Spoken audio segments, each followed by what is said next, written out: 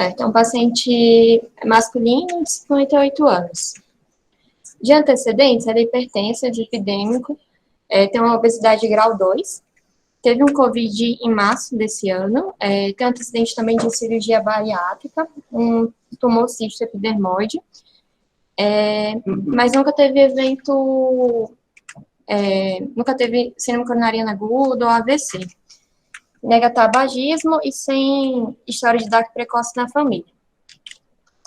Bem, a história dele, ele vem no consultório referindo dispneia e precordialgia progressiva há cerca de 1 ano, inicialmente uma classe funcional CCS2 e classe funcional NIRA3.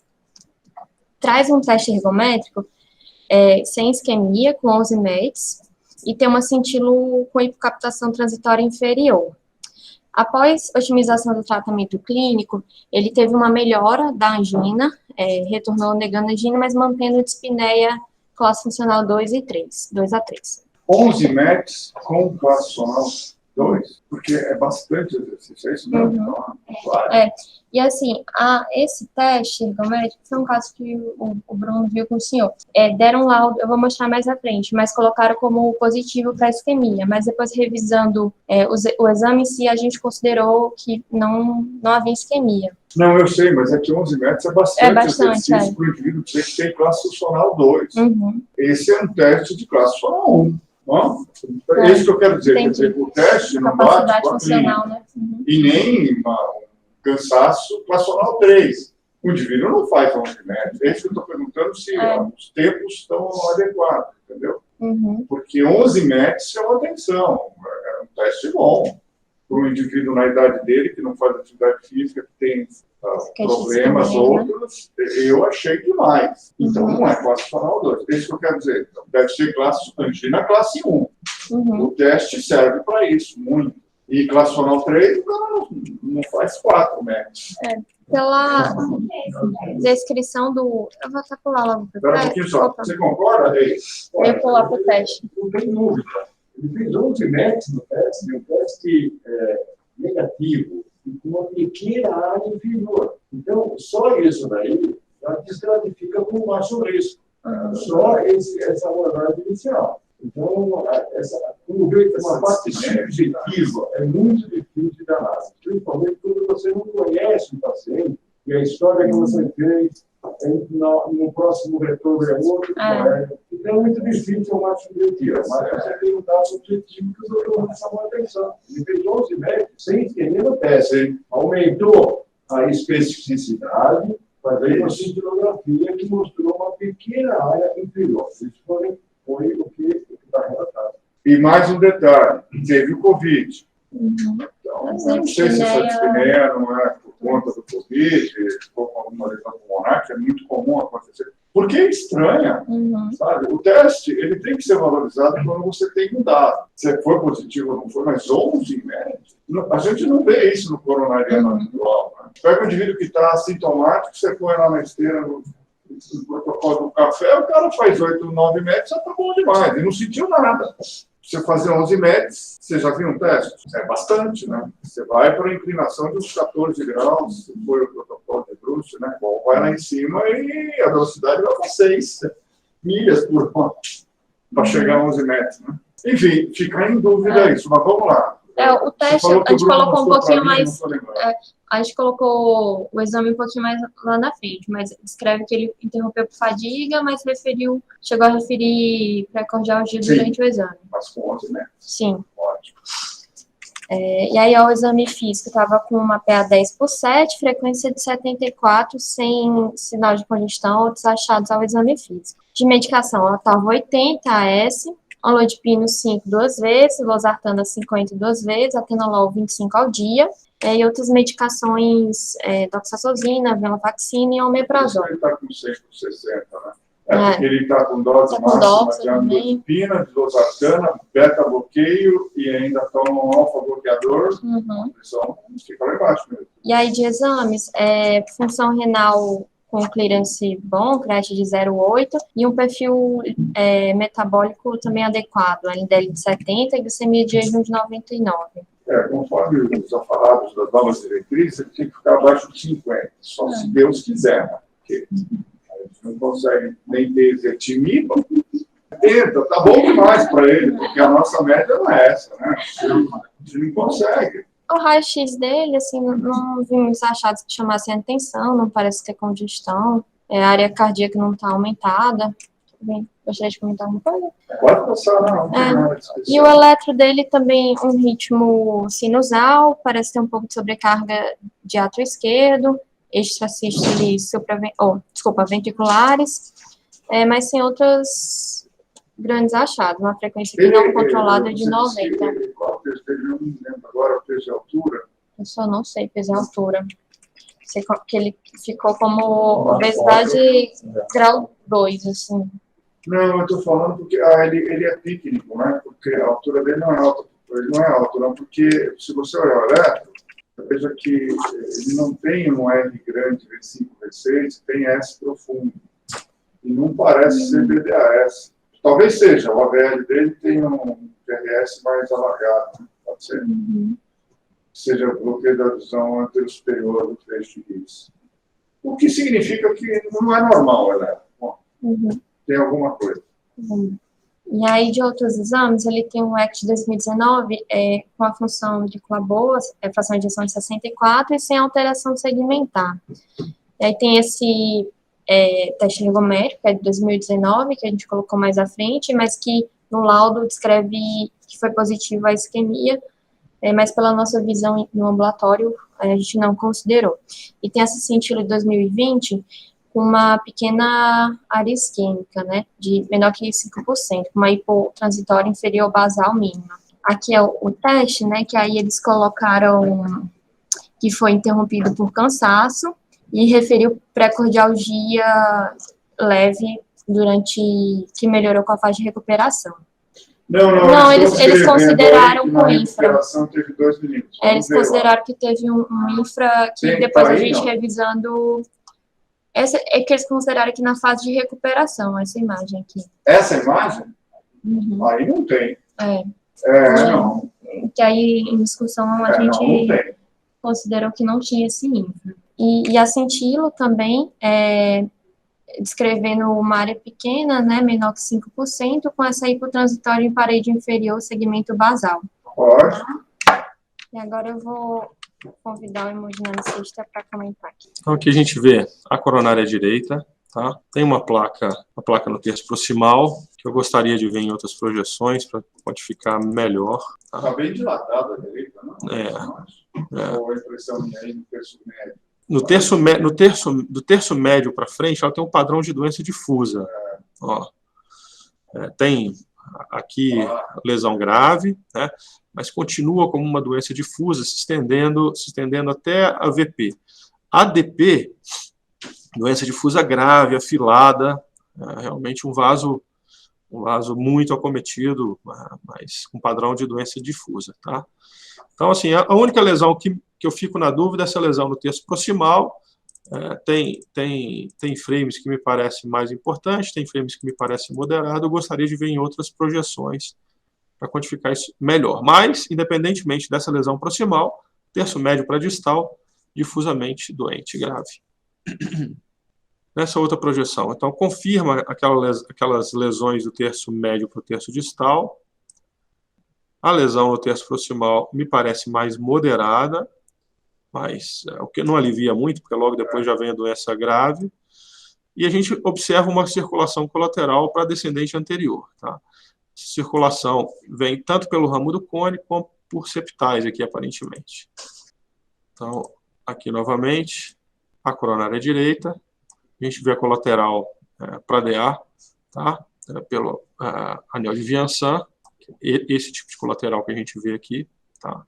E a gente vê também ramos septais da DP, contribuindo um pouco para o enchimento por colateral da descendente anterior. Bom, coronária esquerda tem uma lesão no ósseo da artéria circunflexa. Vocês observem que o ósseo da artéria circunflexa é mais fino que o ramo marginal. Realmente, o ósseo da artéria circunflexa é doente. Aqui a gente vê uma lesão num ramo diagonal e a descendente anterior fecha, aparentemente, na altura da bifurcação. Talvez em outra projeção a gente consiga abrir melhor. E a artéria circunflexa me parece fechada aqui, ou melhor, em outras projeções. Não está fechada, não. Então, vamos lá. Aqui, artéria circunflexa, aquela lesão proximal, uma lesão de bifurcação. O ramo AV é um ramo que não irriga grande massa muscular. E a gente tem aqui um primeiro grande ramo marginal. Um ramo marginal realmente longo, calibroso, e que no terço médio, quando ele se divide em 2 subramos, tem outra lesão de bifurcação. Então, novamente isso, a lesão no ósseo da circunflexa, a lesão no terço médio desse grande ramo marginal, pegando os 2 subramos, apesar de que esse subramo aqui é um ramo muito fino. Essa é a primeira projeção que a gente vê bem a artéria descendente anterior, de novo aquele padrão de calcificação severa, né? Então a gente vê todos os contornos da artéria sem o contraste, a gente vê o trajeto da artéria sem o contraste, né? Ela fecha justamente na altura da bifurcação com esse ramo diagonal, né? Então a gente tem essa oclusão aqui. Nessa projeção parece também uma placa no tronco distal. Na verdade, aquele tronco distal que se continua para a artéria circunflexa.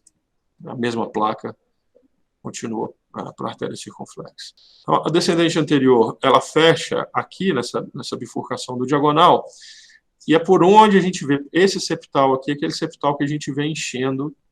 A segunda septal, que geralmente eu vi nessa pega a segunda septal, porque a primeira está aí, né? Exatamente. Geralmente, né? Mas vocês lembram, né? Então, do cone passa na frente da pulmonar, eu disse que geralmente vai para a segunda septal, é uma fonte de colateral quase que meio natural, não é todo mundo que tem. Porque é quase término terminal, é uma artéria que chega lá e se une a outra. E na ventriculografia, a função sistólica global é preservada. Talvez tenha um déficitzinho discreto inferoapical, mas, de forma geral, bate bem.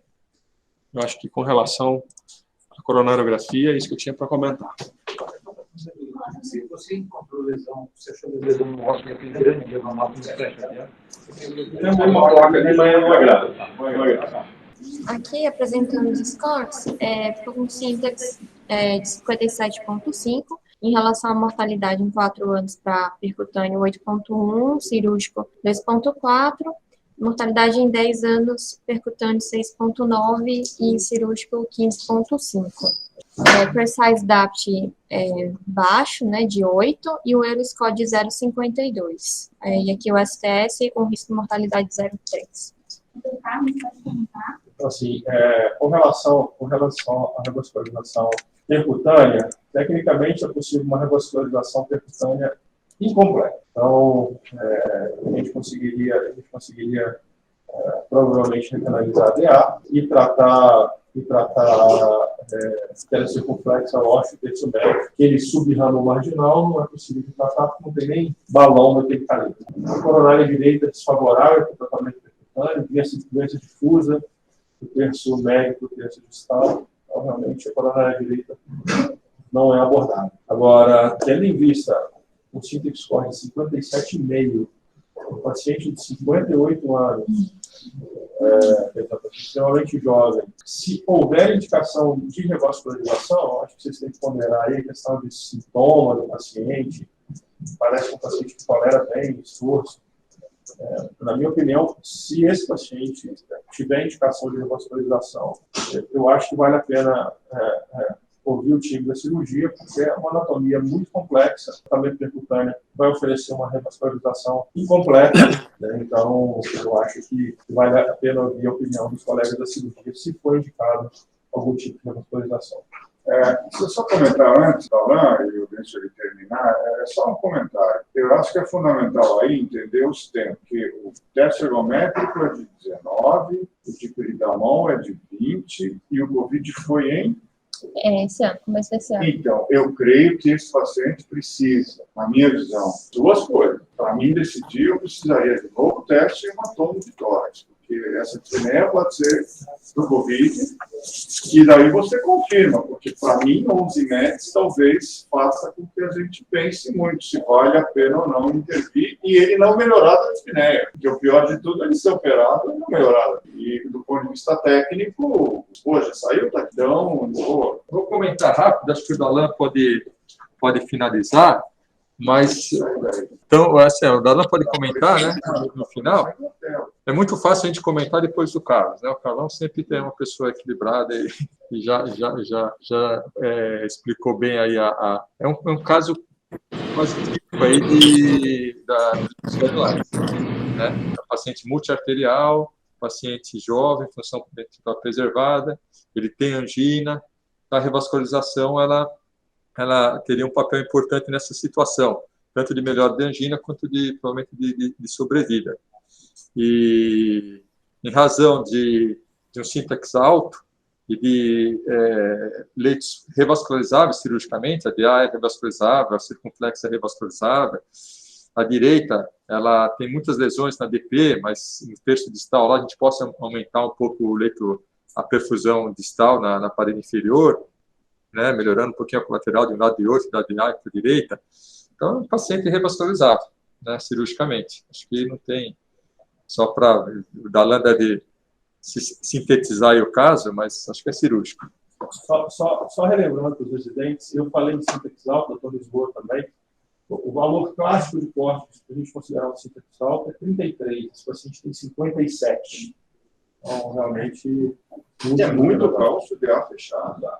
Então, esse é um caso mais simples que o anterior. É um paciente ativo, pelo que conta, ele é um motorista, né? E oligosintomático. Ele tem basicamente dispneia, mais do que angina. Então, acho que o Lu colocou muito bem, ver se não tem algum resquício de Covid aí nesse pulmão, mas sempre lembrando que é um paciente que já teve uma obesidade importante, mórbida. Eu não entendi bem se ele teve uma ou duas cirurgias bariátricas, que eu tinha entendido na história que ele tinha uma em 2002 e uma em 2013. Duas cirurgias bariátricas. Então, é um paciente com tendência à obesidade e que muitas vezes esses pacientes ficam com resquício de dispneia. E acho muito importante separar aí o que é de obesidade e o que é de coronária. Seja como for, o Lisboa colocou muito bem, ele tem uma DA fechada, mas que enche muito bem para o colateral, né? Uma muito atrativa para o cirurgião, é o que o cirurgião gosta, né? É uma lesão grande e um leito razoável, muito receptivo da DA. A única coisa que eu não concordo com o Lisboa é que a CD eu achei muito ruim, lesão difusa, e acho que não vai ter muita vantagem em revascularizar. Vai perder tempo e desgastar um pouco. Mas a diagonal, uma diagonalis,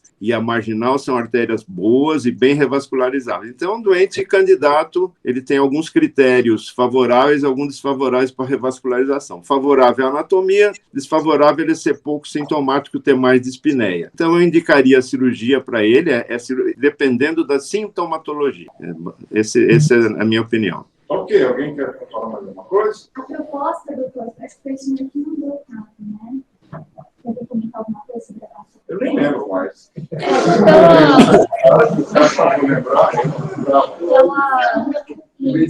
Não, eu diria o seguinte, como a história do jeito que foi colocada, eu fico em dúvida, porque você coloca um indivíduo desse para cirurgia, ele sai e continua com dispneia, não melhorou nada a qualidade de vida dele, e talvez tenha um ganho de sobrevida.